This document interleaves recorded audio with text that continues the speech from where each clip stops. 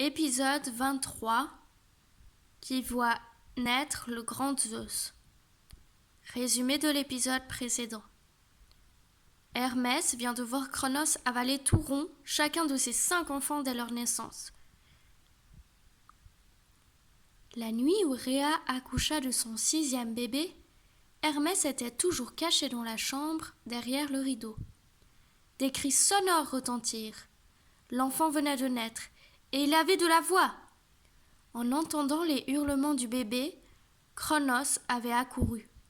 « Passe-le-moi » exigea-t-il de sa femme. Tout de suite, je le prépare, répondit-elle en s'activant sur le bébé. Elle tournait le dos à Cronos, qui attendait, impatient, qu'elle ait fini d'habiller l'enfant. « Tu n'as pas besoin de lui mettre des habits comme ça, donne-le-moi » enrageait-il. Mais Rhea continuait d'emmailloter ce que Cronos prenait pour le bébé. Hermès se pencha pour regarder l'enfant. Il eut la surprise de voir qu'au lieu d'un petit visage, un morceau de rocher. En réalité, la déesse avait dissimulé le nouveau-né sous ses jupes et emmitouflé à sa place une grosse pierre. Dans son impatience, Cronos ne s'aperçut même pas de la tromperie. Lorsqu'elle lui tendit la pierre, il l'avala tout rond. « Au fait, demanda-t-il à Rhea, avant de quitter la pièce, il s'appelait comment celui-ci ?»« Il s'appelle Zeus, répondit Rhea. À ces mots, Hermès bondit de joie. Il venait d'assister à la naissance de son propre père. La ruse de Rhea avait réussi. Aussitôt la déesse se glissa dans la nuit, portant son bébé dissimulé dans les plis de sa robe. Elle alla discrètement frapper à la porte de Gaïa, la terre-mère. C'était elle qui lui avait suggéré la manière de sauver le bébé. Rhea embrassa tendrement son bébé et lui dit « Tu auras un destin de roi, mon fils. Adieu !» Puis, elle le confia à Gaïa. Le bébé regarda sa grand-mère. On aurait dit qu'il comprenait déjà tout ce qui lui arrivait. Un sourire tendre se dessina sur les lèvres de Gaïa. L'enfant répondit à son sourire. « Ne perdons pas de temps, murmura-t-elle. Je vais t'emmener à l'abri de l'appétit de ton père. » Et elle partit dans l'obscurité, serrant Zeus dans ses bras. Hermès eut juste le temps de s'agripper à Gaïa et il partit avec elle dans la nuit. Après avoir traversé l'océan, ils arrivèrent au sommet d'une montagne sur une île, appelée la Crète. Il fallait agir vite, on aperceva déjà au loin Aurore aux doigts de rose. De très jolies jeunes femmes sortirent d'une grotte et entourèrent Gaïa. « Comme il est mignon !» dit l'une. « Qu'il a l'air gentil !» ajouta l'autre.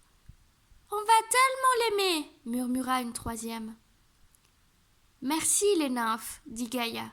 Prenez soin de lui, et surtout, cachez-le bien, que son père ne le trouve ni sur terre, ni au ciel. » Puis, après avoir jeté un dernier regard à son petit-fils Zeus, elle disparut dans la nuit.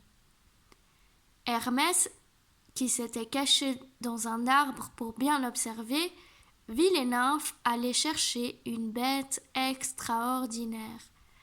C'était une grande chèvre qui portait sur le front une seule corne, longue et torsadée. Cette chèvre s'appelait Amalthée. Elles l'approchèrent du bébé. Aussitôt, celui-ci se mit à téter goulûment. Hermès se sentait profondément ému de voir son père en nouveau-né. Les nymphes fabriquèrent à l'enfant un berceau d'or. Et, pour être certaine que Cronos ne trouve son fils ni sur terre ni au ciel, elles suspendirent le berceau à des branches entre le ciel et la terre. C'est alors que Zeus se mit à pleurer. Ces cris de bébé s'entendaient loin. très loin. Il risquait d'être entendu par Cronos. Les nymphes appelèrent des esprits protecteurs, qui se mirent aussitôt à taper avec leurs lances sur leurs lourds boucliers en bronze et à pousser des cris sauvages pour couvrir les cris de Zeus. Cronos ne risquait pas de retrouver son fils. « Et maintenant, ferme les yeux, » murmura Pausania à l'oreille d'Hermès. La chèvre Amalthée a été une nourrice exceptionnelle pour ton père. Plus il buvait de son lait, plus il grandissait. Nous allons le retrouver 20 ans plus tard. Hermès obéit, et lorsqu'il rouvrit les yeux, il découvrit un beau jeune homme, grand et fort, en train d'embrasser une à une les nymphes. C'était Zeus, qui quittait celle qu'il avait élevée avec tant d'attention. Lorsqu'il fit ses adieux à la chèvre Amalthée qu'il avait si bien nourrie, Zeus lui offrit une corne magique.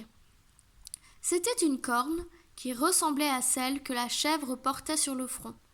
« Prends cette corne, Amalthée, ma bonne nourrice, » lui dit le jeune homme. « Elle sera toujours pleine de fruits délicieux, de fleurs parfumées et de toutes les bonnes choses que tu as envie de manger. Ainsi, avec cette corne d'abondance, tu ne manqueras jamais de rien, comme je n'ai jamais manqué de rien en ta compagnie. » Puis Zeus rejoignit les bergers sur le mont Ida. Là, il se mêla à eux et commença sa vie d'adulte. Hermès était ravi d'avoir assisté à l'enfance de son père, mais il ne comprenait toujours pas ce qui avait pu faire si peur à Hestia. Qu'y avait-il dans cette enfance de si terrible ? « Tu comprendras plus tard ce que ta tante Hestia n'a pas osé te raconter, » lui dit Pausania. « Il est grand temps pour toi de rentrer sur l'Olympe. Ton frère Héphaïstos a besoin de toi. Tu reviendras dans le passé de ton père une autre fois. Je t'attendrai. Va maintenant. »